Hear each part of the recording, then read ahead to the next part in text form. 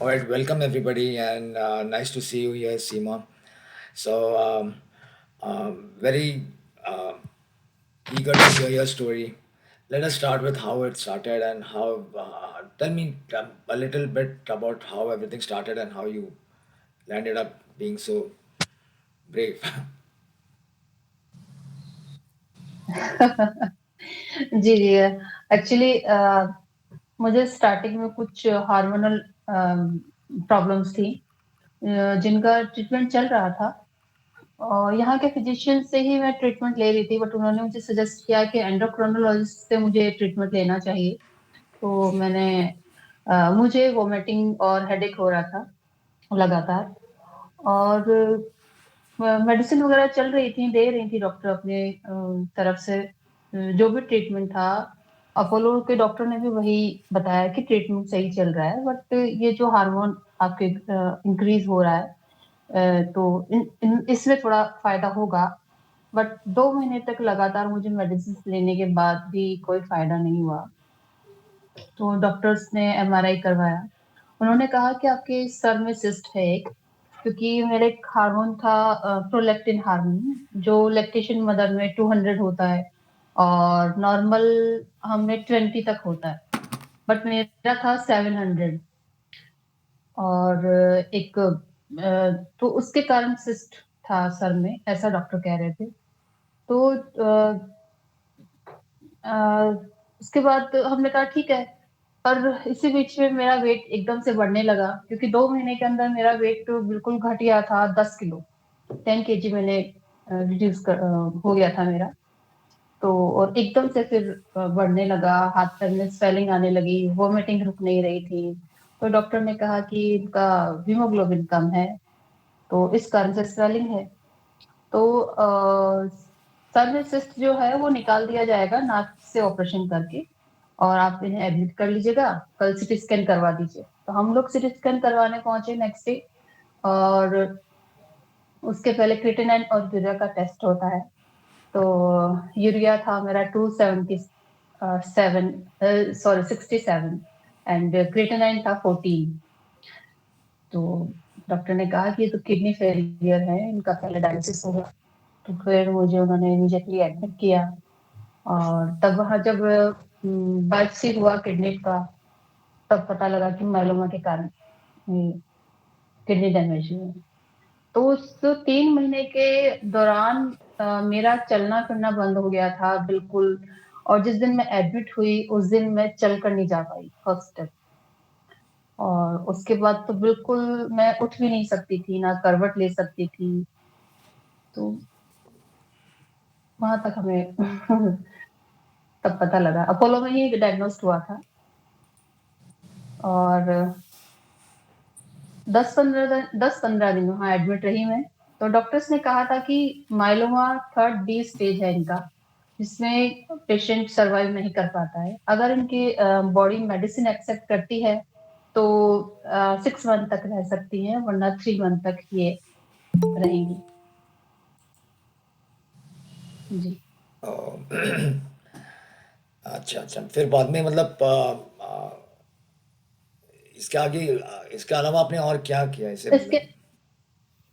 जी, इसी दौरान जब डॉक्टर ने जवाब दे दिया, तो मेरे हस्बैंड ने काफी सर्च किया कि माइलोमा के डॉक्टर कौन होंगे यहाँ दिल्ली में।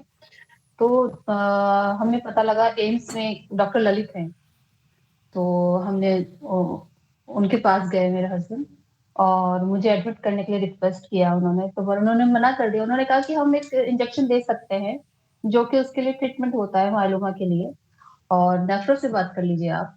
तो नेफ्रोलॉजिस्ट से बात किया, तो उन्होंने कहा कि हम केवल डायलिसिस दे सकते हैं, एडमिट नहीं कर सकते। बट तो मेरे हस्बैंड पहले उसमें मीडिया में थे, तो अच्छी जानकारी थी, बड़े थोड़ा इसमें अ, नेता वगैरह से कुछ। तो उनसे अप्रोच लगाकर मुझे एडमिट करवाया प्राइवेट वार्ड में, और मैं वहाँ 2.5 महीने में एडमिट रही। और डायलिसिस चलता रहा, उनका ट्रीटमेंट पूरा चलता रहा, बॉटिज्म चलता था, और प्लाज्मा भी चढ़ता था डायलिसिस के बाद। तो डायलिसिस जो था वो 4 घंटे चलने के बाद 2 घंटे प्लाज्मा चढ़ना, मतलब 6 घंटे तक मैं वापस आने के बाद बिल्कुल ऐसे शिवरिंग होता था मेरी बॉडी में पूरा 1 घंटे तक। ना कुछ खा भी पाती थी ठीक से, ना ही कुछ और। तो मतलब मैंने खुद को डॉक्टर्स के सपुर्द कर दिया था बिल्कुल। मतलब मुझे ऐसे उठा के रखा जाता था, ऐसे ही उठा के वापस लाया जाता था। इस तरह से पूरा वो चल रहा था। उसी दौरान जब डॉक्टर आते थे मुझसे मिलने के लिए, तो मैं उनसे पूछा करती थी हमेशा, मैंने अपनी स्टोरी में भी शेयर किया है कि मैं कब ठीक होंगी। तो उन्होंने बार-बार पूछने पे वो भी थोड़ा परेशान हो गए, तो बोले कि आप जितना ठीक हो चुकी हैं, ये जो लेटी हुई हैं आप, ठीक हो चुकी हैं, बस इतना ठीक होंगी, इससे ज़्यादा नहीं हो सकती। आप बच गई, ये बहुत बड़ी बात है। तो बट मेरे हस्बैंड ने कहा कि डॉक्टर्स तो ऐसे ही कहते हैं, तुम चलोगी एक दिन। उन्होंने मेरा मोरल बूस्ट किया, और विल पावर जो है, उससे कुछ भी कर सकते हैं, ये मुझे बताया उन्होंने। तो उसके बाद जो 10-15 दिन बाद 10 दिन बाद ही मुझे डिस्चार्ज मिल गया था। होली पर मुझे डिस्चार्ज मिला। मैं जनवरी में एडमिट हुई थी। तो होली के बाद जो नवरात्र जो आते हैं, उनमें फिर मैंने खुद ने खाना बनाया उनके लिए, कन्याएँ जो होती हैं उनके लिए। डॉक्टर भी बहुत अचंभित होते थे कि आप चलकर आई हैं। मैं 1 महीने तक डायलिसिस करवाया था वहाँ पर, डिस्चार्ज होने के बाद। मैं चलकर जाती थी तो वो बहुत अचंभित होते थे, "आप चलकर आई हैं? आप खुद से चलकर आई हैं?" मैंने कहा, "हाँ डॉक्टर, मैं खुद से चलकर आई हूँ।" तो जी। या इंटरेस्टिंग, मतलब डॉक्टर्स भी सरप्राइज कि ये कैसे पॉसिबल है, मतलब रेयर केसेस है। अच्छा, ये तो है, जी, मतलब विल पावर तो लगती है।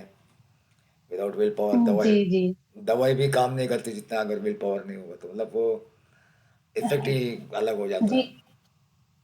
अगर आप में इच्छा है जीने की, कुछ करने की, तो आपको कोई हरा नहीं सकता, बिल्कुल बिल्कुल, एकदम कोई भी सही। नहीं। सही सही बोले आप। जी, राइट राइट।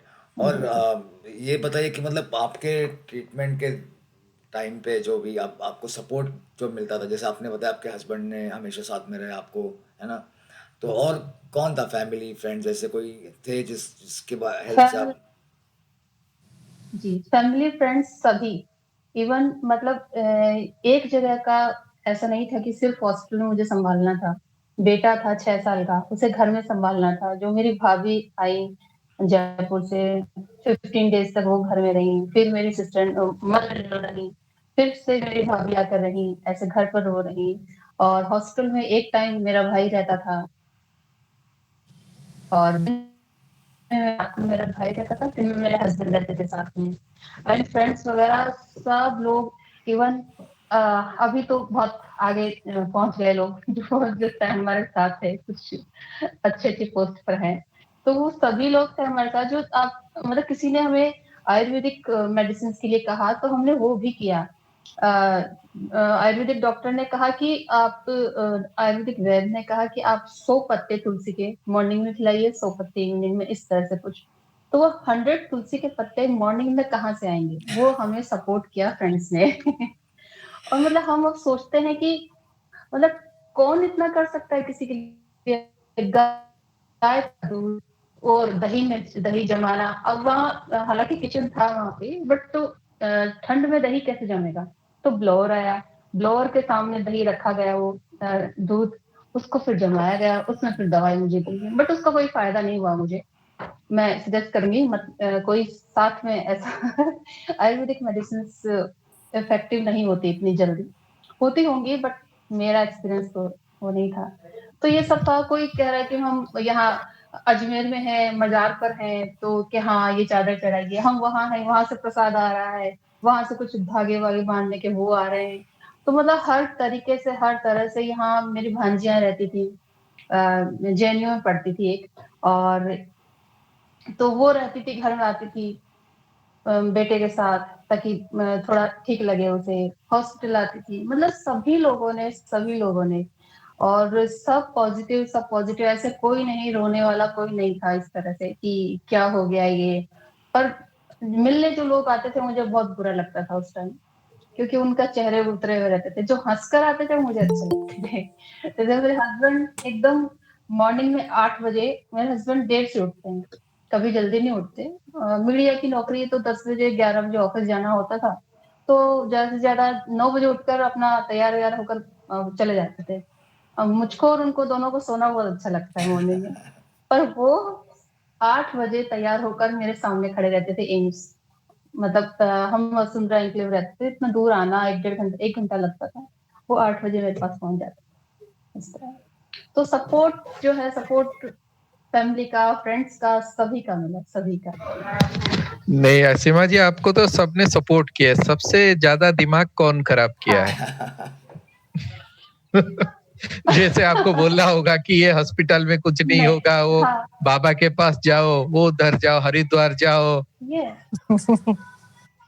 ऐसा नहीं, ऐसे लोगों को मुझसे दूर रखा। वो शायद फैमिली में डील किया होगा किसी से, पर वो नहीं सब में हुआ। जैसे वो वो कैसे हाँ, कैसे जैसे दूर रखे? नहीं, दूर नहीं रखा उनको, मतलब हमको जिसने जो बताया हमने वो सब किया, सब किया है। ये नारियल वहां रखना तो वहां रखा लाके। इवन इसके बाद से मेरे हस्बैंड पूजा पाठ करने लगे। बचपन में करते थे, बात दूसरी है, बट ये सब होने के बाद पूजा पाठ वगैरह सब कुछ ये तो है। आपके और ट्रीटमेंट के बाद कोई बोला नहीं कि आपने पूजा पाठ से बच गए, ट्रीटमेंट का कोई इतना असर नहीं होता? नहीं नहीं, बहुत लोग ऐसे ऐसा हमें नहीं बोलते वो, हैं।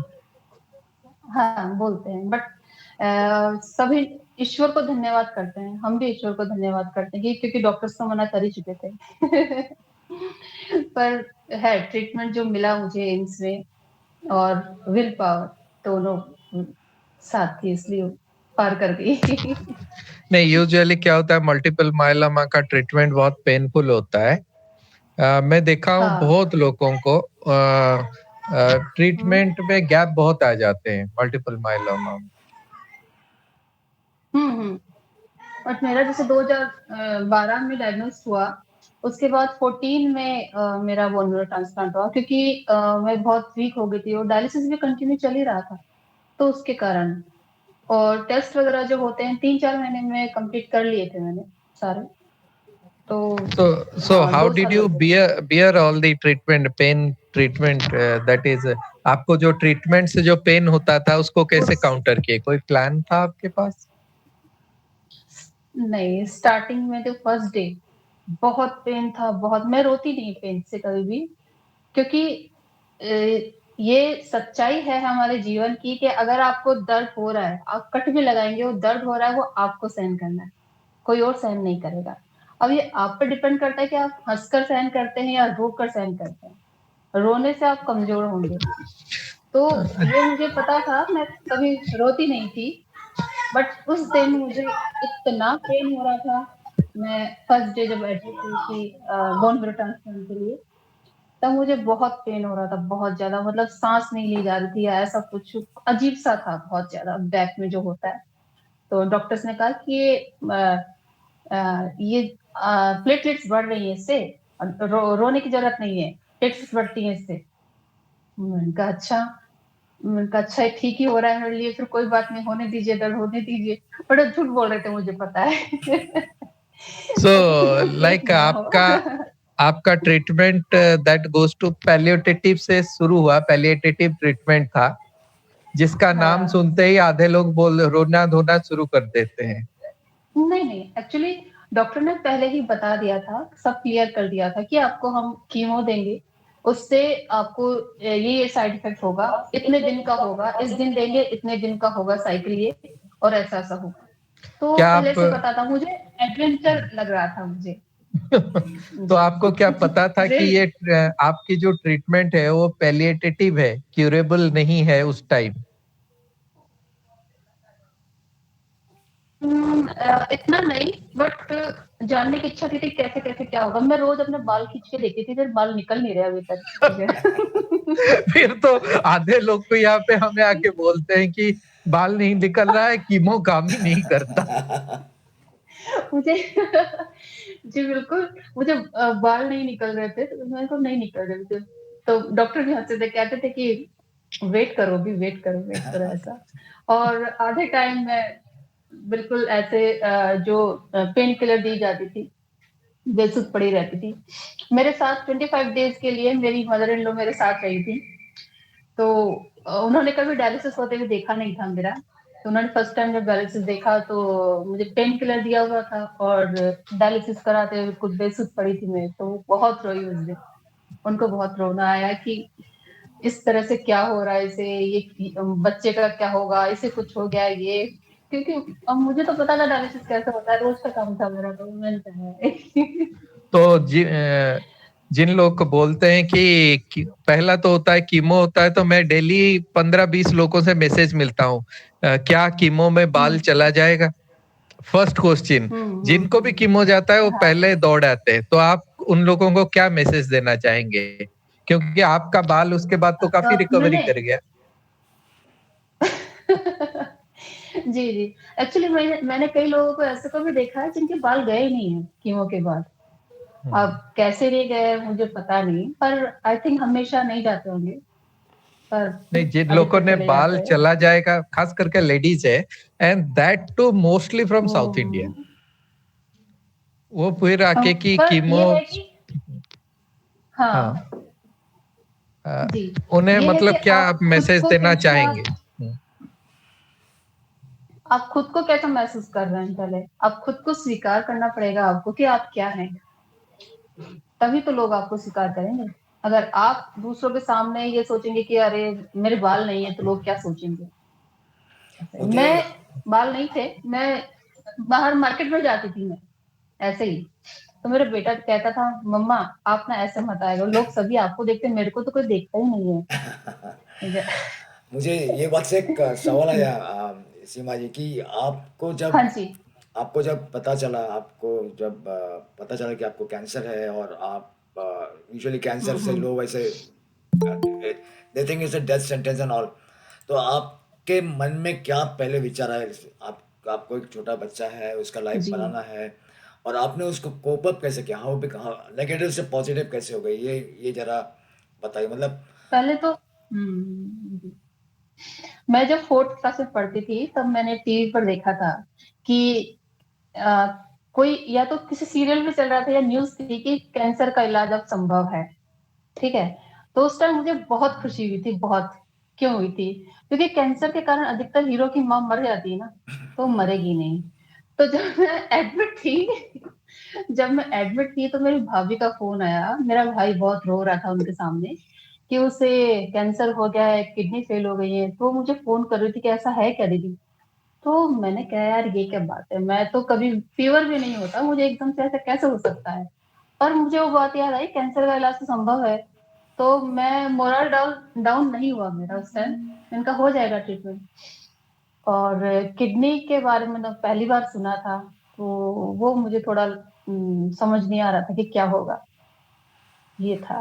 तो मैं मोरल डाउन नहीं था मेरा कभी भी कि हाँ कैंसर है तो क्या है, बट वो बाद में पता लगा कि ज्यादा ही खतरनाक था मुझे। तो आप जी। अभी आपका जो लाइफ आप लिव कर रहे हो एज अ सर्वाइवर, और पहले का लाइफ, क्या चेंजेस किए आपने, मतलब आपके खाने पीने में, या ना आपके रोज के जो आपका रहने में वगैरह, कुछ आपने चेंज किया है इससे कुछ?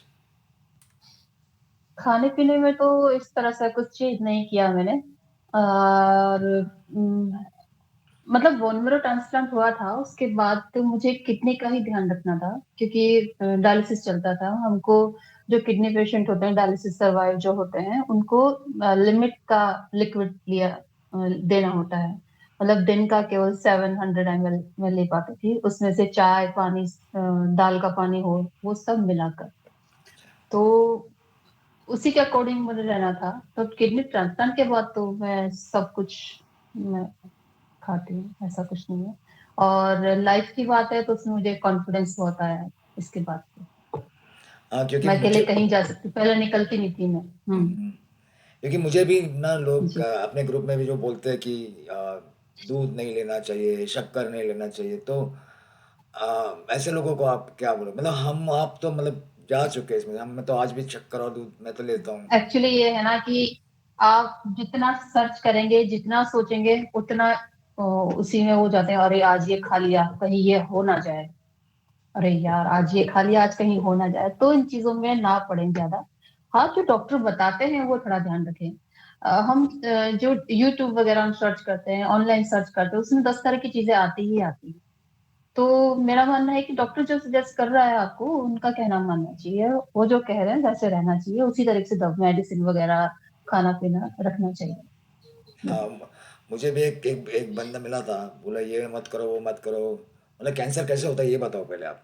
तो वो उसे पता नहीं था, मतलब और आप उसका इलाज बता रहे हो, you don't know what is cancer और आप मुझे बोल रहे हो। तो हाँ, ऐसे लोग नेगेटिव होते हैं काफ़ी। हाँ, बहुत। जी, जी, जी। ओ कि इससे फिर से आ जाता है कैंसर, ऐसा कुछ लोग बोलते हैं। तो मैं इस बारे में सोचती भी हूँ, तो मुझे लगता है कि यार, इसके बारे में जानना नहीं मेरे को कि वापस कैसे आता है। आप आपके क्योंकि सभी की सोच अपनी-अपनी है। हाँ जी। आपके जो ट्रीटमेंट के दौरान ऐसे एक इंस्टेंस बताइए जो एकदम कॉमेडी था, और एक इंस्टेंस ऐसे बताया जो एकदम मतलब सैड था, अगर आपको याद है। उस दौरान कॉमेडी तो कुछ नहीं, बट मैं बहुत एन्जॉय करती थी और अपने साथ लूडो ले गई थी खेलने के लिए। तो वहाँ नर्सेज़ वगैरह जो फ्री होती थी, उनके साथ में लूडो खेलती थी, वॉक करती थी। और थोड़ा सैडनेस था कि मेरी सास जो है, उनको मेरी सेवा करनी पड़ रही थी। आप जी। आपके आपके सास को रिकॉर्डिंग जरूर दिखाना। जी, जी। नहीं नहीं। और So how old she? उनको कितना उम्र? उस टाइम वो 65 की थी। और देन वो तो काफी मॉडर्न ख्यालात के थे, नहीं तो यहाँ तो आधे लोग तो हाथ उठा के बैठ जाते हैं। सभी लोगों ने कहा उनको कि आप नहीं कर पाएंगी माता जी, आप क्यों जा रहे हैं, आप क्यों जा रहे हैं। बट सबसे हिम्मत वाली जो है वो ही है हमारे घर में। ये है। तो सबसे ज्यादा हिम्मत वही देती है सभी को। तो उन्हीं से सभी परिवार में सबको आया है, ऐसा है। या अगर मतलब आप लोग जो भी है, if anyone has any questions please, हाँ आप अनम्यूट करके do ask Seema ji. Neha is also here. Neha, if you have your mom with you and she has questions, you can always पूछ लो आप, कोई हाँ प्रॉब्लम जी। नहीं है। इट्स नॉट ऑफिशियल, मतलब इतना फॉर्मल नहीं है, अब हम जैसे दोस्त मिलते हैं वैसे हम लोग मिल के बात कर रहे हैं। हेलो सीमा जी, आपकी बहुत ही hello amazing Neha ji. Story है। बहुत मतलब बहुत हिम्मत वाले हैं आप। मतलब मैं इतना-इतना सुन रही हूँ, और मुझे ऐसा लग रहा है कि इतना सब कुछ होने के बाद भी एकदम चेहरे पे एकदम सिंपलिसिटी और इतनी स्माइलिंग के साथ आप इतना अच्छे से बता रहे हैं। अ, बहुत हिम्मत वाले, God bless you, thank you. God bless you. Thank you. Thank you. 2 दिन पहले नेहा टेंशन पे आ गई थी।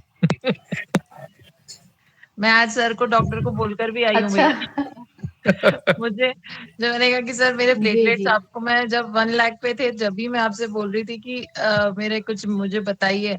आज आप 60,000 पे आपने मुझे हेमेटोलॉजिस्ट के पास भेज दिया। बोले कोई बात नहीं, एक नए डॉक्टर के पास घूम कर आए हो। मैंने कहा सही बात है सर।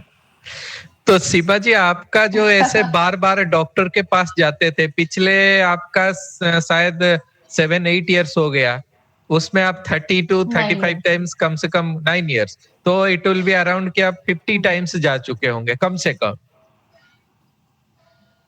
इससे भी ज़्यादा ओहो। काउंट नहीं है मेरे पास। एक्चुअली मैं डायलिसिस कराती थी जब मेरा बोन मैरो ट्रांसप्लांट होने वाला था। उसके लिए टेस्ट होते हैं पहले ना। तो वो टेस्ट की सभी की डेट्स मिली होती हैं कि इस दिन आइएगा। तो मुझे वो डेट लेनी पड़ती थी कि किस दिन मेरा डायलिसिस नहीं है। तो एक दिन डायलिसिस कराना, नेक्स्ट डे एम्स जाना, फिर नेक्स्ट डे डायलिसिस कराना, फिर नेक्स्ट डे एम्स जाना। और कई बार रिपोर्ट्स ठीक नहीं आती थी, दोबारा सैंपल देना, दोबारा टेस्ट करवाना। तो ये तो था, इसमें 3 महीने के लगभग में हो गया था ये बोन मैरो ट्रांसप्लांट की जो भी सारी इनकी रिक्वायरमेंट थी। बट किडनी ट्रांसप्लांट के लिए मुझे 1.5 साल लगा टेस्ट के लिए, क्योंकि बोन मैरो ट्रांसप्लांट के बाद मेरे प्लेटलेट्स डाउन हो गई थी बिल्कुल, और हीमोग्लोबिन भी। हीमोग्लोबिन मेरा 6.7 रहने लगा था, और प्लेटलेट्स थी मेरी 50 से भी कम, बिकॉज मुझे डायलिसिस करवाना पड़ता था। और डॉक्टर्स हिमाटोलॉजी के पास भी गई थी मैं, बट कोई फर्क नहीं पड़ा था उस टाइम भी। उसके बाद मुझे स्टेरॉयड दी गई थी, तो उससे थोड़ा बहुत फिर फर्क पड़ा। एंड लास्ट में मेरी ऑपरेशन के पहले, किडनी ट्रांसप्लांट के पहले 77,000 थी, और डॉक्टर ने मुझे एडमिट कर लिया था। और मैं सभी को बताती हूँ कि मेरी उस टाइम मुझे लग रहा था कि नेक्स्ट डे सर्जरी के पहले भी एक टेस्ट होता है इसका, ऑपरेशन थिएटर में 1 लाख से कम अगर प्लेटलेट्स हैं तो बाहर निकाल देते हैं। तो वहां ले जाने से पहले भी प्लेटलेट्स काउंट की जाती हैं। तो उसका मुझे बहुत डर था कि कम ना निकल जाए, पर एक रात पहले मैंने कीवीज खाई थी, मुझे ये याद है, तो मेरी 1,14,000 हो गई थी। कीवीज खाने से प्लेटलेट्स बढ़ती हैं। तो आपकी क्या डॉक्टर आपको जैसे लोग हमें बोलते हैं कि डॉक्टर ने कुछ बोलते नहीं, ये नहीं बोलते, and that too in AIIMS आपका तो पता है सबसे ज्यादा हम कंप्लेन वहां की ही सुनते हैं, लेकिन आपके उसमें एक्सपीरियंस कैसे देखिए, रहा? I know doctor Lalit is क्योंकि वेरी एक्सपीरियंस, थोड़ा खड़ूस है कभी यस, कभी लेकिन ओवरऑल गुड ह्यूमन बीइंग। अच्छा, नहीं, मुझे तो ऐसा कभी लगा नहीं, बट ये है कि आप वहाँ की सिचुएशंस को अगर स्वीकार कर लेते हैं, तो आपको बुरा नहीं लगेगा। आपको लाइन में खड़ा होना है, तो होना है, क्योंकि और लोग भी हैं साथ में। उन सभी का भी नंबर आना है, आपका भी नंबर आना है। मैं आपको बताती हूँ कि मेरा डायलिसिस होता था, फिस्टुला बनता है हाथ में ना, इससे डायलिसिस होता है। हम्म। तो ये 2 बार ब्लॉक हो गया था।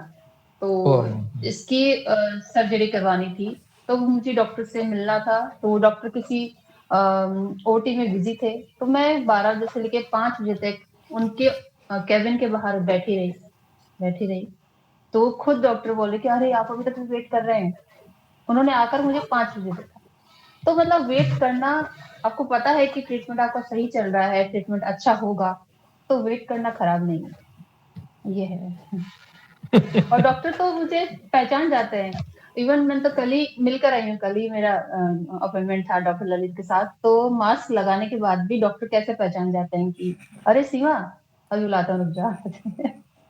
9 साल से वो ऐसे। आपको देख रहे हैं तो पहचाना ही जाएगा। बट कितने, हाँ, पर कितने पेशेंट्स को देख रहे हैं ना, कितने सारे पेशेंट्स हैं। 3 महीने बाद जा रहे हैं आप, तब भी पहचान रहे हैं तो। आप क्या और 9 साल डॉक्टर्स से मुझे, कंटिन्यूस फॉलो अप कर रहे हैं विदाउट एनी ब्रेक? हाँ, तो आप हाँ, क्या बोलना जी, चाहेंगे जो डॉक्टर का फॉलोअप, बहुत लोग यहाँ पे है मैं देखता हूँ 1 साल 1.5 साल बाद डॉक्टर का फॉलोअप बंद कर देते हैं या साल में एक बार जाते हैं, तो नहीं, आपका क्या एडवाइस होगा उनके लिए? नहीं, फॉलोअप तो बंद नहीं करना चाहिए। हालांकि जैसे इनका तो ऑन्कोलॉजिस्ट मुझे आगे डेट देते हैं कि 3 महीने की बात की डेट है, इस दिन आना है। तो वो आप बंद जाते हैं तो जाना ही होता है। नेफ्रोलॉजिस्ट के पास में 1 साल होने वाला है, मैं गई नहीं। हम्म। जाना चाहिए वैसे, इस तरह बीच में नहीं छोड़ना चाहिए, क्योंकि और आपको एक खुद को चीज टेस्ट कंटिन्यू होते रहते हैं इस बहाने से। हम्म, और एक चीज जैसे आप क्या बोलना चाहेंगे, टेस्ट बहुत कंटिन्यू, ब्लड कैंसर पेशेंट में देखा हूँ कीमो को बीच में ही छोड़ जाते हैं क्योंकि पेन काफी है। नहीं, नहीं, आई हैव रिसेंटली नहीं, आई हैव नहीं, नहीं, सीन नहीं, 6 पीपल वो, जिनमें कीमो छोड़ गए थे, उन्हें मना के फिर से डाला गया उनकी फैमिली की तरफ से। मतलब उनकी फैमिली को डॉक्टर नहीं नहीं, मनाया, दैट ऑल वो, दोज आर प्राइवेट डॉक्टर्स। ओह! जी, जी। नहीं, ट्रीटमेंट का कोई भी हो, देखिए कोई भी हो, वो बीच में नहीं छोड़ना चाहिए। और ये तो कैंसर का ट्रीटमेंट है, तो आप सोच ही सकते हैं कि अगर आपने बीच में छोड़ दिया, तो फिर से ज़ीरो से स्टार्ट होगा ना, अगर नहीं, आपको करवाना है तो। ये है, तो जीना है। पेन तो मैनेजमेंट के लिए कोई टेक्निक आप यूज़ करते थे क्या? मतलब आप जैसे अमित ने बताया कि पेन काफ़ी होता है, तो क्या करते थे आप? ऐसे कोई जाप करने या कोई लोग अलग अलग टेक्निक्स यूज़ करते थे, आप क्या करते थे? तो मैं सह नहीं करती थी उस टाइम पे, इनका तो और कुछ कर नहीं सकते। मुझे तो आपका एक्चुअली क्या कोई और क्या मोटिवेशन था? मोटिवेशन सबसे बड़ा क्या था? जितना भी पेन हो आप क्या कि सोचते थे, बेटे के लिए, हस्बैंड के लिए या ठीक घर करने, वालों के लिए? हाँ, जी, जी। बेटे के लिए, जो लोग मेरे साथ लगे हुए हैं, उनकी मेहनत बेकार ना जाए। ये है। क्योंकि क्या वो भी पूरे मन से साथ में थे। बोलिए बोलिए। जी, पूरे मन से साथ में थे, हर चीज़ पूरा मतलब पूरी तरह से हमारे साथ खड़े थे। तो आप आपको जीने के लिए कोई प्रेरणा दे रहा है, आपके हर प्रॉब्लम को वो सॉल्व करने के लिए खड़े हैं, फिर आप अगर कदम ना उठाएँ तो ये तो गलत बात है। आपको ही फिर आगे बढ़ना पड़ेगा ना। आपको पता है कि इस पेन के आगे आपकी जीत है, आप ठीक हो सकते हो, तो आपको सहन करना पड़ेगा उस टाइम। तो आप चोट जब लगती है, हॉस्पिटल पट्टी करवाने का टाइम होता है ना, तो आप दर्द जब होता है ना, तो ढाई वो सहन ढाई करना ही महीना पड़ेगा उस टाइम। 2.5 महीना हॉस्पिटल में रहे तो आपका बेटा भी आपको मिलने जाता होगा? 2 टाइम बस। ओके, तो एक बार क्या आया घर था लोग घर लोग बोलते थे कि मत जाओ, कुछ रिस्क है ऐसी टाइप? नहीं, उसको वो आता ही नहीं था, उसको बुरा लगता था।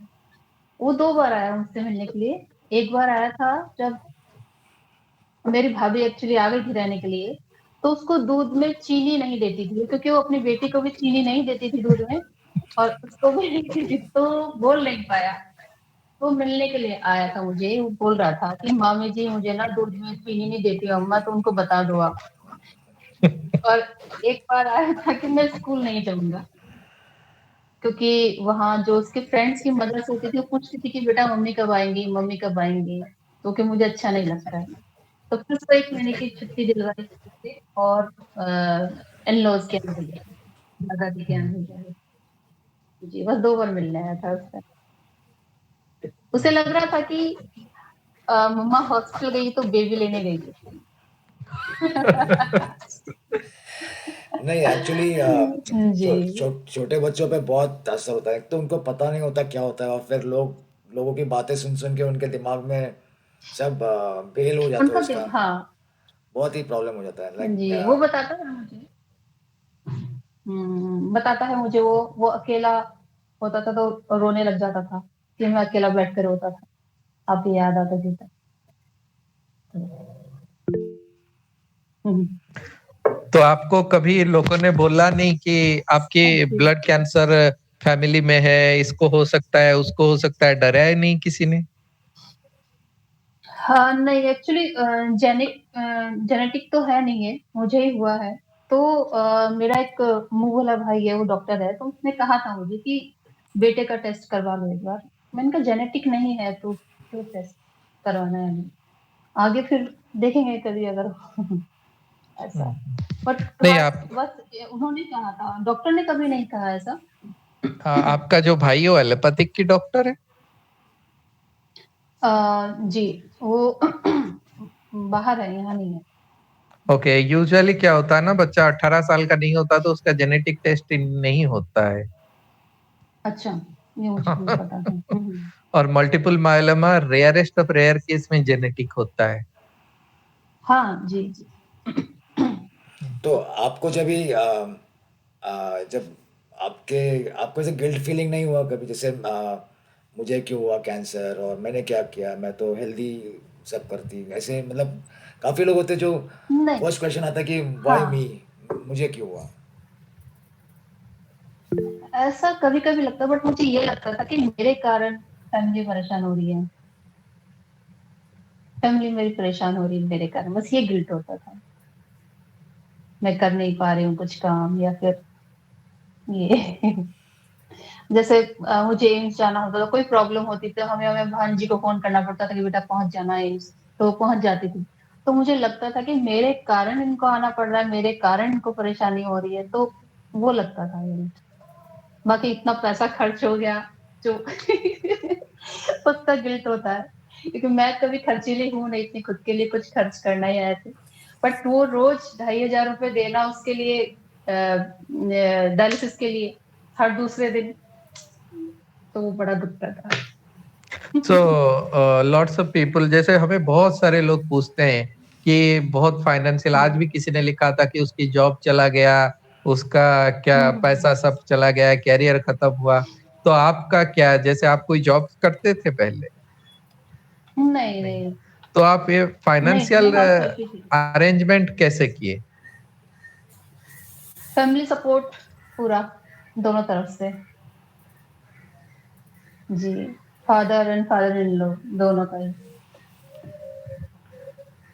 ये अच्छा है आपकी कि फैमिली सपोर्ट किए। बहुत जगह पे तो मैं अभी रिसेंटली 2 केसेस देखा, उनके हम्म। किसी को कैंसर हुआ तो उसके फादर के घर उसे भेज दिया गया, और जिस फादर इन लॉ ने भेजा वो भी एक बिहार एडमिनिस्ट्रेटिव सर्विस में ऑफिसर है। ये भी है। जी, जी। एक्चुअली एक टाइम में हमें पीएमओ से मिला था 2 लाख का, आई थिंक, हाँ, तो आप शेयर कर स्टार्टिंग में सकते शायद। हैं क्या प्रोसीजर आप अडॉप्ट किए थे पीएमओ से? वो वहीं पर जो डॉक्टर हैं आपके वो लिख कर देते हैं।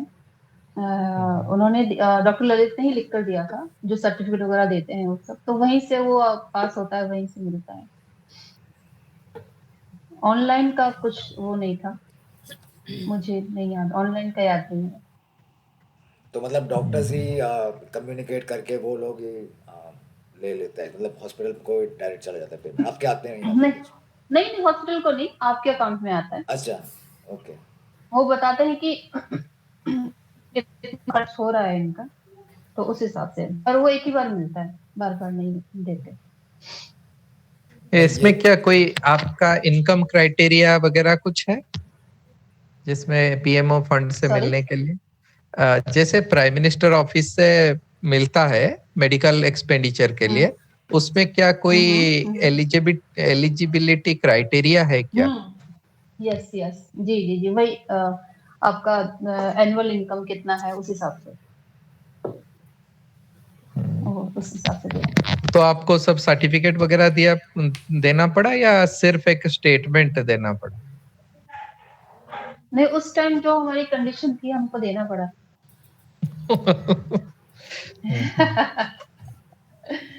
जी। और आप सीमा क्या जी, बोलना चाहोगे बाकी, अगर आज आपको कोई कैंसर सर्वाइवर मिल गया और एकदम डाउन है, तो हाउ वुड यू, आप उसको मोटिवेट करने के लिए क्या बोलोगे आप? मैं डरने की ज़रूरत नहीं है, मैं तो ये कहती हूँ, जैसे कल भी मिले थे मुझे कुछ लोग, तो मैं कहती हूँ डरने की ज़रूरत नहीं है, और पूरा उत्साह दिखाती हूँ, तो उनको लगता है अरे जैसे 2 महिलाएँ थी वहाँ पर, जिन्होंने 2007 में एक का हुआ था, तो वो मुझे देख कर कह रही थी कि अरे तुम तो बहुत अच्छी लग रही हो वैसे। तो 14 में हुआ है और बहुत अच्छे लग रहे हो आप तो। तो मैंने कहा थैंक यू, और बाकी आप मतलब डर जाते हैं लोग कि इसका कोई साइड इफेक्ट तो नहीं होगा, या फिर आगे कैसे सर्वाइव करेंगे। एक्चुअली जो बोन मैरो के बाद, ट्रांसप्लांट के बाद 2 महीने जो है वो बड़ा मुश्किल में भी शायद पता नहीं, मेरा तो बड़ा मुश्किल निकला था। मैं खाना नहीं खा पाती थी। इवन फिर से व्हील चेयर पर आ गई थी। चलना थोड़ा वो हो गया था, बहुत वीक हो गई थी। तो 2 महीने बाद धीरे-धीरे फिर सब ठीक हुआ। और उस दौरान आपकी स्किन बिल्कुल ब्लैक हो जाती है, जली हुई सी लग जाती है। चेहरा एकदम बदसूरत सा दिखने लगता है। तो सारा ही डिप्रेशन सा लगने लगता है कि क्या हाल हो गया, कैसे हो गए हम, ऐसा होता है थोड़ा। तो वो सब निकल निकल जाओगे आप, मैं कहती हूँ उनको, सब ठीक हो जाता है धीरे-धीरे।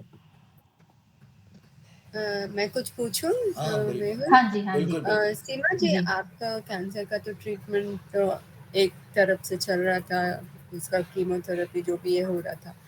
दूसरी तरफ ये किडनी का जो ट्रांसप्लांट हुआ, तो मैं ये पूछना चाहती हूँ कि कितना आसान रहा है।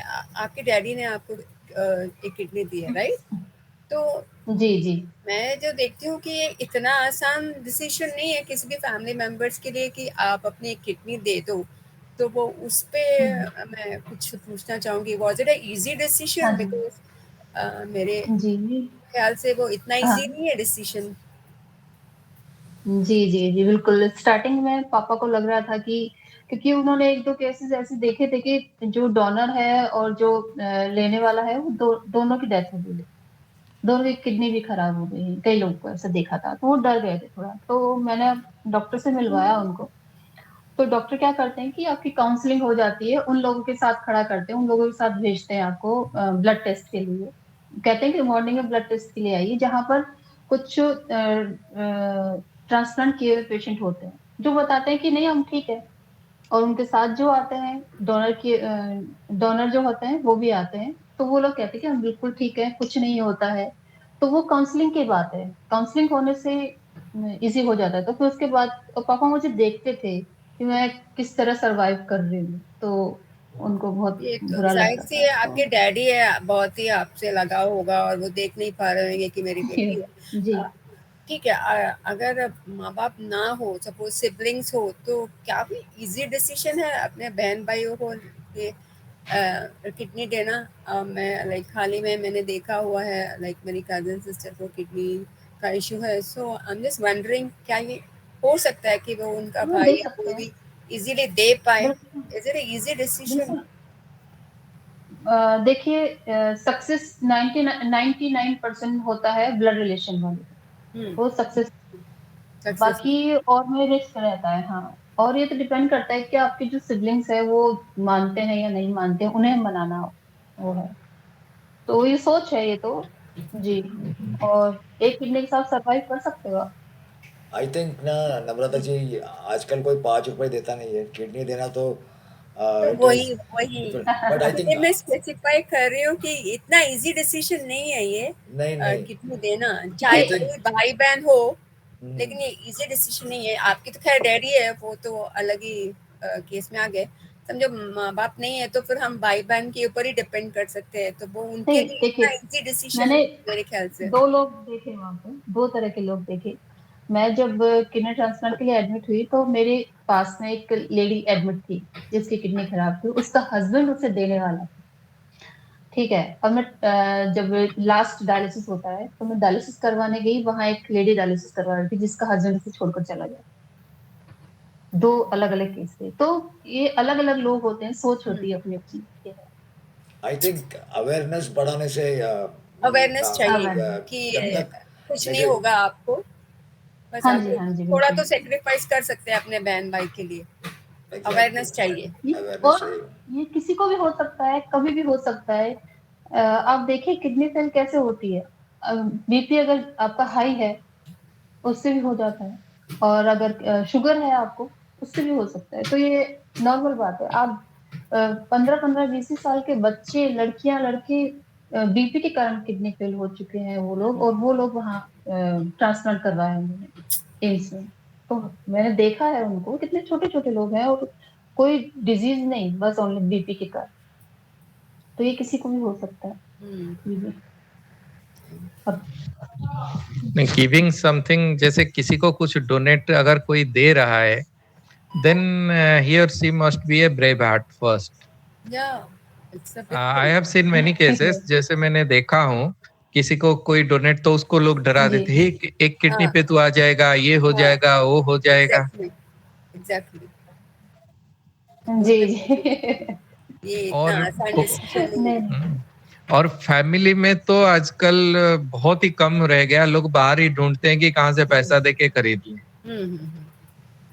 जी जी जी, हाँ ऐसा होता है। जी जी, हमने भी सोचा था, पर डॉक्टर ने कहा कि फिर इतना मैच नहीं हो पाता है, सक्सेस भी नहीं हो पाता है। हम्म, ब्लड जी रिलेशन में जल्दी मैच हो जाता है, राइट? हाँ जी जी जी, ब्लड रिलेशन में जल्दी मैच होता है, सक्सेस भी सक्सेसफुल ज्यादा रहती होता है। हाँ जी, हाँ ये होता है। तो आपका सीमा जी, ट्रीटमेंट के बाद आपका क्या क्या रेस्ट्रिक्शंस आप अपनाए? हमने तो बहुत लोग पूछते हैं what to dos and don'ts के बारे में। हाँ, मैंने 9 9 साल बोन में आप ट्रांसप्लांट के क्या बाद खाए हैं, क्या नहीं खाए हैं, वो बहुत इंपॉर्टेंट है जानना। एक्चुअली डॉक्टर ने मुझे इतना स्ट्रिक्टली कुछ मना नहीं किया, मुझे किडनी के रूल फॉलो करने के लिए कहा उन्होंने। क्योंकि मेरे लिए ज्यादा वो था, क्योंकि अगर मैं पोटेशियम मेरा हाई हो जाएगा तो हार्ट अटैक हो सकता है। और लिक्विड ज्यादा, मैं लिक्विड भी नहीं ले सकती थी, क्योंकि लिक्विड लेती तो पानी भर जाता बॉडी में, सांस फूल जाती, पसलियों में पानी भर जाता। तो बोन मेरो के टाइम मुझे फ्लूइड भी नहीं चढ़ा गया था। सबसे बड़ी दिक्कत ये थी। और इवन बहुत रिस्की वाला था मेरा, क्योंकि उस टाइम फ्लूइड चढ़ाया जाता है लोगों को, तो आप बोन ट्रांसप्लांट के बाद मुझे वो नहीं दिया गया था। लूज मोशन हो गए, पानी की कमी हो जाएगी, अब क्या करें। तो मुझे गले से ही मुझे पीना पड़ता था जोर। और इतने बड़े बड़े छाले गले में, तो थोड़ा उस टाइम के लिए तो बड़ा होता। और उसके बाद के लिए तो कुछ ऐसा स्ट्रिक्टली कुछ मना नहीं किया मुझे खाने पीने के लिए। ऑन्कोलॉजिस्ट ने कुछ नहीं कहा। तो घर वालों ने कोई रेस्ट्रिक्शन नहीं लगाए, फैमिली वालों ने या फ्रेंड्स या यूट्यूब वाले?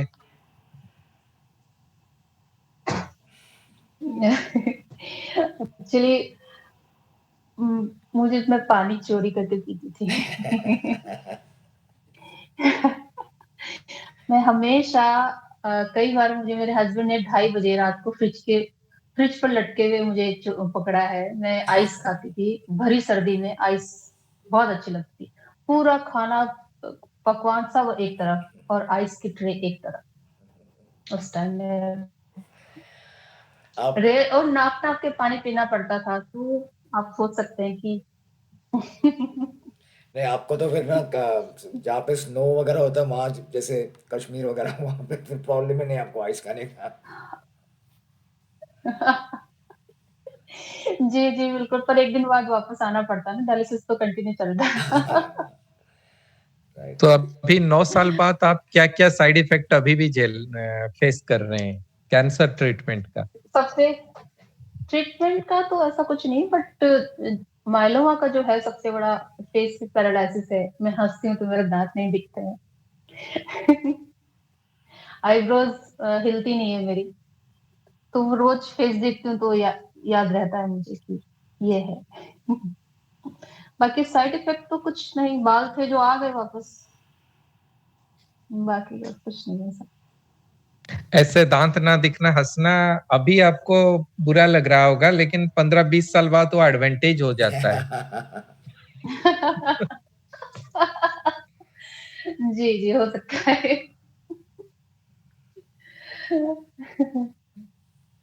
Right, right. जी और कोई सवाल किसी किसी को है? और गायत्री, सुधा जी, राहुल जी, एनी क्वेश्चंस?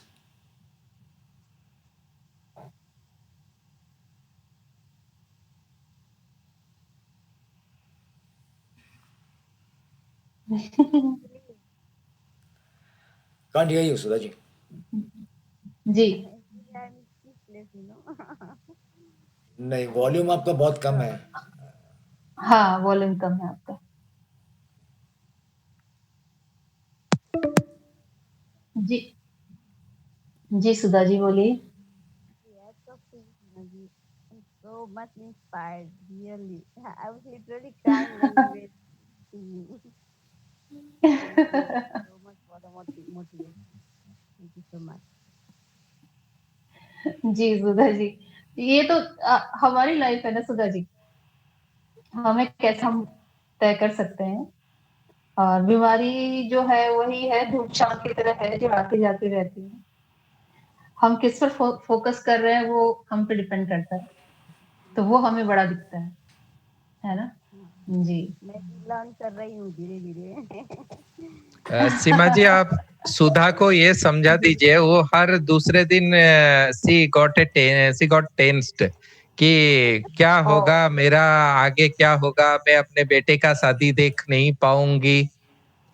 हर सेकेंड डे में उसकी मैसेज सी में वो मुझे देख मैसेज करते नहीं हैं। पाऊंगी, हाँ, देख नहीं कि मैं, पाऊंगी क्यों? देखना हाँ, है मुझे, ये वो सोचिए ना, हम अरे वो देखना है मुझे। आज ठीक है, 2 दिन बाद फिर डिप्रेशन में चली जाती है, यही सोच के कि मेरे को क्यों कैंसर हुआ, बाकी सब डांस कर रहे हैं, I couldn't dance, I can't dance. नहीं, मैं भी उसको वही वही बोलता हूँ। मैं चिल्लाता हूँ सुधा जी को, अरे आप, यू आर लिविंग नाउ, मरने का टाइम मरने का सोच, तब देखेंगे। हाँ आज लिव इन जी। टू। वो टाइम बात बात का है, बाद में आएगा। जरूर आएगा। जी बिल्कुल आएगा। आपको आप भी तो आना है नहीं ना को जो मेरे है बेटी की अपनी शादी में। डिक्शनरी से हटा दीजिए। जी आप सभी को आना है ना मेरे बेटी की शादी में। वही मेरा हाँ ड्रीम है बिल्कुल एक्चुअली।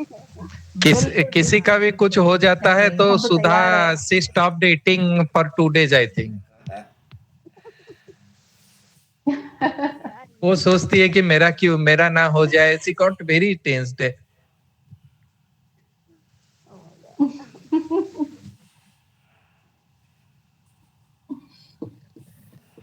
God. गायत्री मैम, आपको कुछ बोलना है क्या? I'm trying hard. Yesterday, I became a motivational speaker yesterday. Yeah, really. There was a cancer awareness program, and I was just invited there. I spoke there. Very very nice. So And, आपको I was not crying at all. That was a big, huge achievement for me. exactly. So When, if you want to be a motivator, you have to be motivated first. Correct? When you are I motivated, then you will motivate others. no, when I spoke, I did not cry at all. That was a huge thing for me, big thing. Because usually when I used to speak, I used to cry. But yesterday I didn't. Good, good. I'm becoming stronger. तो सीमा जी, आपका क्या advice है लोगों का, how to face depression post cancer? क्योंकि आधे लोग सोच सोच के मेरे को क्यों हुआ, मैं कितना दिन जीऊंगा, यही सोच सोच के आधे लोगों का मैं देखा हूँ बहुत डिप्रेस्ड रहते हैं। जी, जी, वो उसमें अपने एनर्जी वेस्ट ना करें, मैं तो ये कह रही हूँ। ये सोचकर कि मैं कितने दिन जिंदा रहूंगा, क्योंकि आपको नहीं पता है कि आप कितने दिन जिंदा रहेंगे, कितने दिन नहीं। बिना कैंसर के भी लोग मर जाते हैं, और वो आप देखते ही हैं आजकल कैसे। तो ये तो ईश्वर के हाथ में है। और अपनी लाइफ मतलब आगे की लाइफ देखिए कि हाँ, जीना है हमको। नहीं का मतलब डिक्शनरी में होना ही नहीं चाहिए, मैं जी पाऊंगा या नहीं, ये सोचने का काम ही नहीं है। आपको जो ट्रीटमेंट चल रहा है स्मूथली वो चलने दीजिए, जो डॉक्टर्स कह रहे हैं वो कीजिए, और पॉजिटिव रहिए हमेशा। पॉजिटिविटी बहुत जरूरी है इसके लिए। हंसिए खूब। मैं कपिल शर्मा की शो देखती थी हॉस्पिटल में, जब 2.5 महीने एडमिट थी तब। डॉक्टर्स भी ये कहते थे खुश रहिए, खुश रहना ज्यादा जरूरी है। तो खुश रहिए, और ये काम ईश्वर को करने दीजिए, इसको कितने दिन जिंदा रखना है नहीं रखना है नहीं, सही ये सही काम सही, हमारा नहीं है। सही बात है। मतलब खुशी हम्म, खुशी रहना एकदम बेस्ट चीज़ है। वेल, अब जी। ये मीटिंग एंड हो जाएगी 2-3 मिनट में। मुझे बहुत अच्छा ओ, लगा आपका स्टोरी सुनकर, आपने जो बताया। और सीरियसली मतलब आपको देख के लगता ही नहीं कि इतने सब में से गुजर के आप निकल गए बाहर, तो सच में बहुत अच्छा है। और जी नहीं, मुझे कई बार मैं एम्स में जाती तो मुझे लोग डॉक्टर ही समझते हैं कई बार, कि मैडम देखना जरा ऐसे। और जब मैं इवन बोन मैरो ट्रांसप्लांट के बाद जब इसके किडनी ट्रांसप्लांट के लिए एडमिट हुई थी, तो नर्स आती थी, वो पेशेंट कौन है, तो मैं बेड पे बैठी रहती थी, तो मुझसे पूछती पेशेंट कौन है, मैंने कहा मैं हूँ। अच्छा, तुम ही पेशेंट हो, इस तरह से। तो उनको मतलब आपको खुश रहना है, और हमेशा फिट रहना है, तैयार रहकर ऐसे। मेरे हस्बैंड कहते हैं कि बीमार कितना भी हो, आदमी को दिखना सही चाहिए कि हाँ, ये खुद के प्रति जागरूक है, कि मैं अच्छे से बन ठन के रहना चाहिए हमेशा। तो वो भी आप में कॉन्फिडेंस आता है उससे। तो ये है। सही है। Okay then Seema ji, thank you for your time, और आप जो भी सब ज्वाइन हुए, thank you so much for being here. मैं ये वीडियो ग्रुप में पोस्ट करूँगा, और फिर किसी को कुछ अगर कमेंट्स है, कुछ क्वेश्चंस है सीमा जी से, तो कमेंट्स में आप डालिए, और she will definitely, I am sure, reply back. जी, जी। एम्स की मैं पहली पेशेंट हूँ जिसका बोन मैरो के बाद किडनी ट्रांसप्लांट हुआ है। डॉक्टर्स मुझे मिर्कल कह के वो इंट्रोड्यूस करते हैं जूनियर डॉक्टर्स से। नहीं नहीं, आप हो ही, मतलब तो सब विल पावर का खेल है। बिल्कुल। आपको बहुत विल सारे पावर का विशेस खेल है, देते विल हैं, और power. We wish you thank very you so much. Very healthy life and happy life. Thank you all for joining. Thank you. Thank you all. Thank you so much. Yeah, thank you. Thank you. Bye. Take Bye. Care. Take bye. care. Yeah. Thank you. Thank you so much.